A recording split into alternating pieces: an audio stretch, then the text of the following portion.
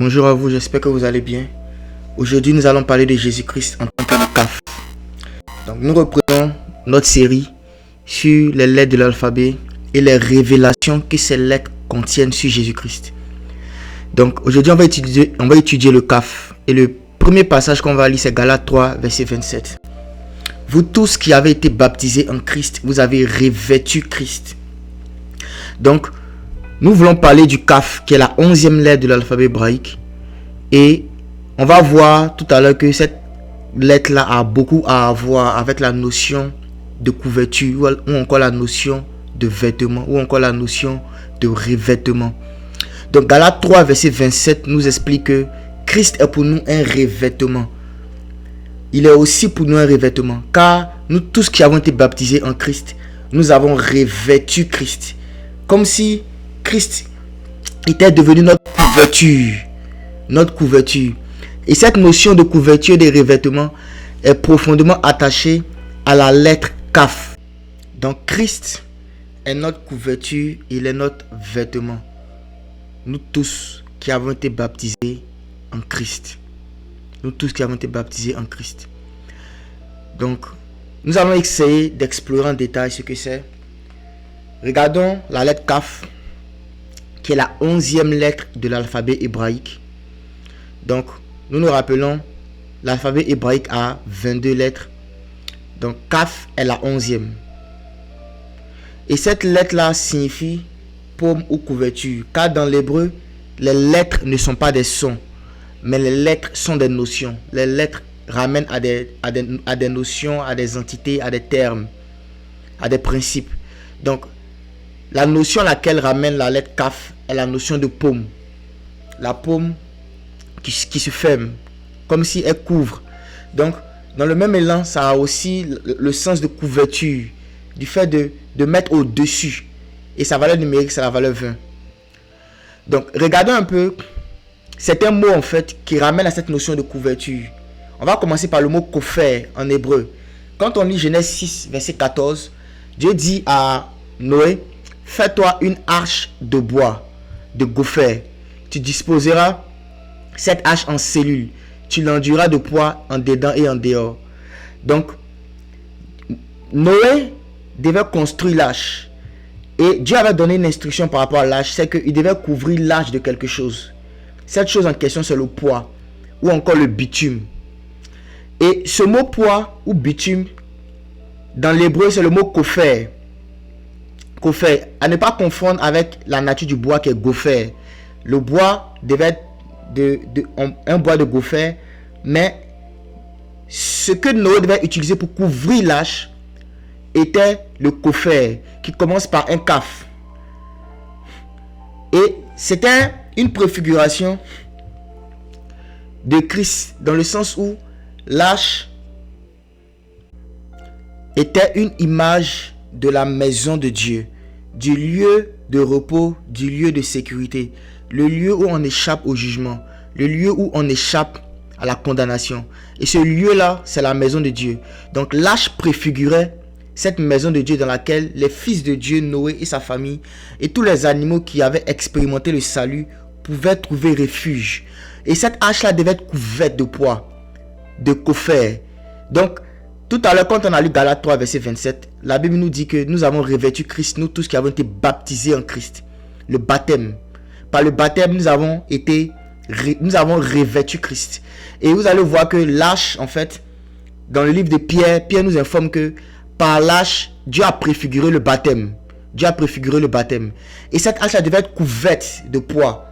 Et ce poids-là, cette matière-là, qu'on appelle la résine ou encore le bitume, qui devait couvrir l'arche en dedans et en dehors, était un symbole de l'onction de Christ.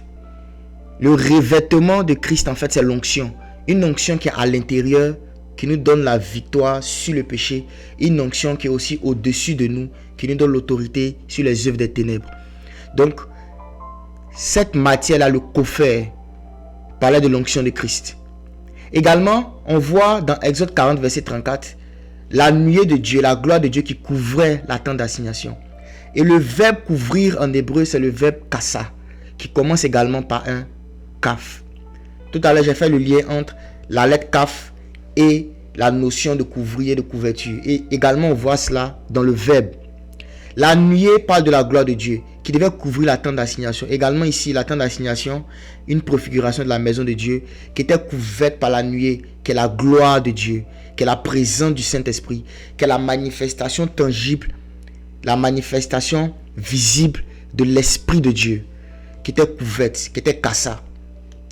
Également, on voit ce mot kaf, cette lettre kaf, pardon, qui apparaît dans des mots encore qui ramènent à la notion de couverture, comme le mot propitiatoire et le mot chérubin. Dans Exode 25, verset 20, la Bible dit: les chérubins étendront les ailes par-dessus, couvrant de leurs ailes le propitiatoire, et se faisant face l'un à l'autre, les chérubins auront la face tournée vers le propitiatoire.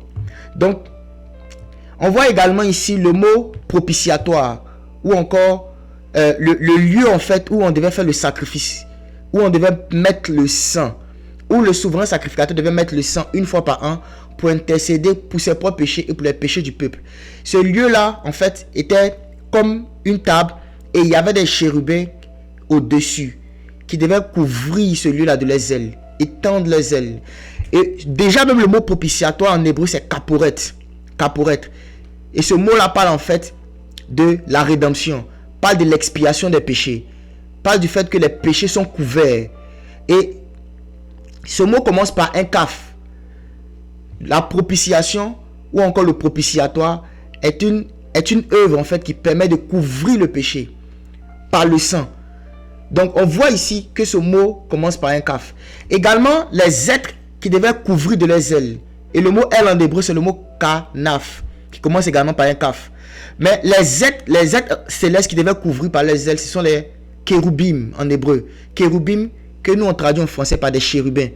Et le mot kéroubim en fait commence également par un kaf. Les êtres qui étaient censés couvrir.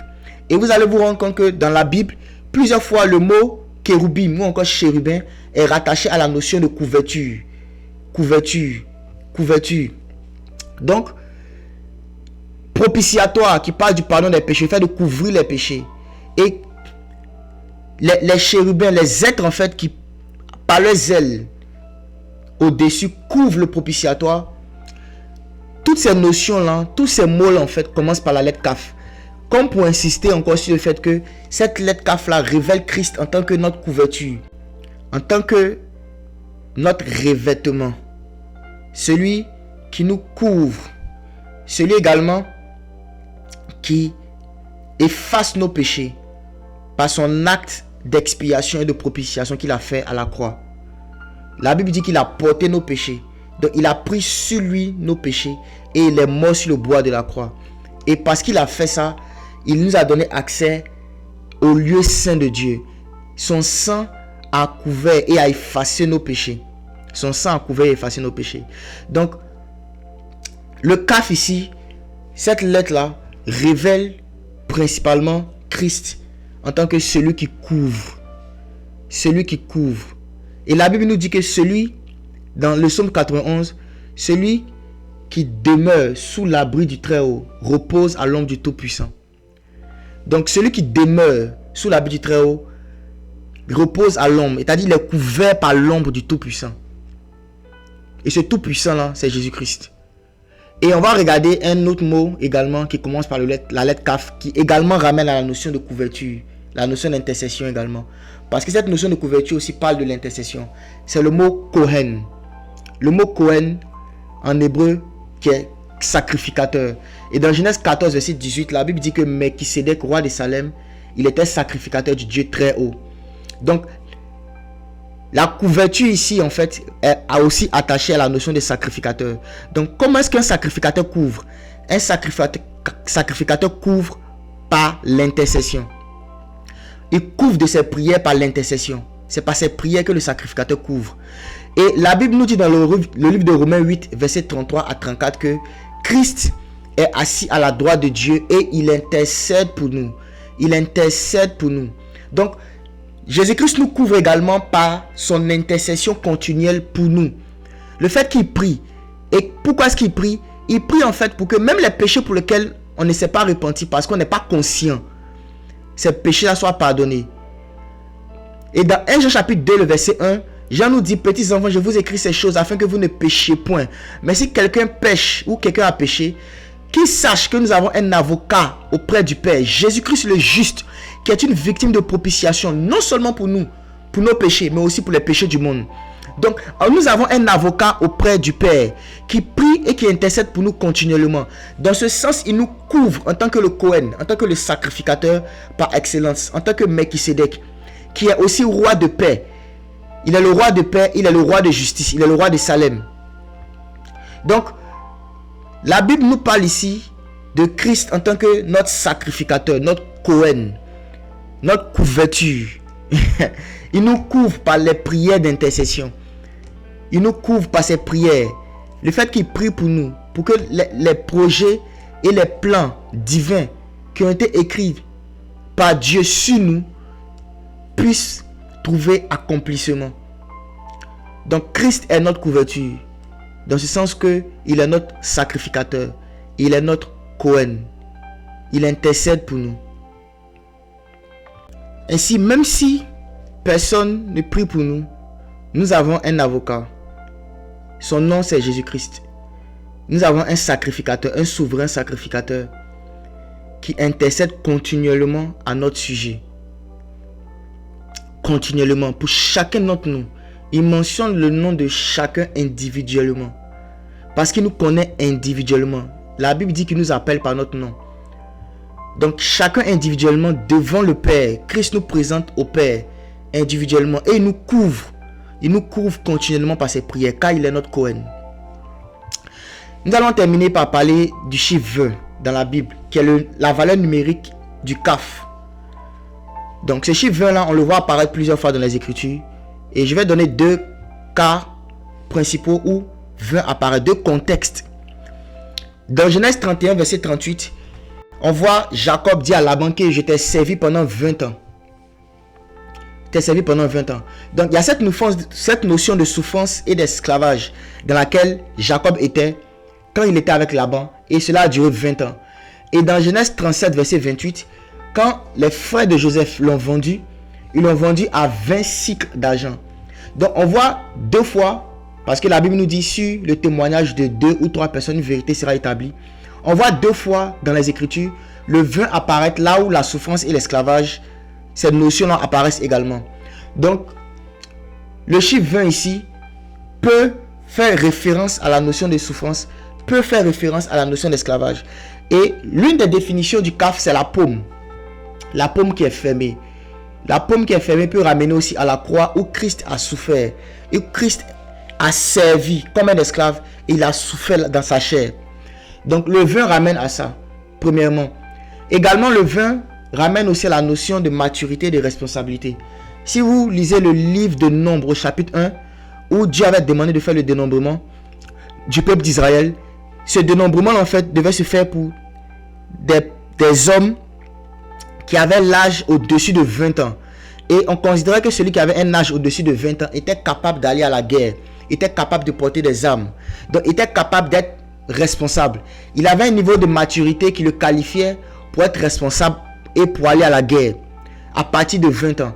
C'était comme ça qu'on définissait les différentes classes d'âge.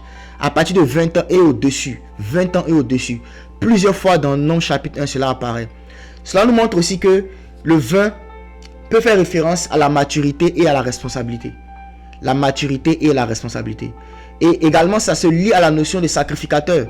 Parce qu'un sacrificateur, il doit être responsable. Il doit être mature et responsable dans le sens où Dieu lui donne les fardeaux d'autres personnes qu'il doit porter dans la prière. Il doit couvrir d'autres personnes par la prière. Et ça demande un niveau de maturité et de responsabilité pour porter les fardeaux des autres dans la prière. Donc voilà pourquoi ce nombre 20 là également apparaît. Donc voici un peu ce que nous avions à dire sur la lettre CAF et la révélation de Jésus-Christ que contient cette lettre CAF. Que le Seigneur vous bénisse abondamment et nous vous disons à très bientôt. Que la main du Seigneur soit sur vous.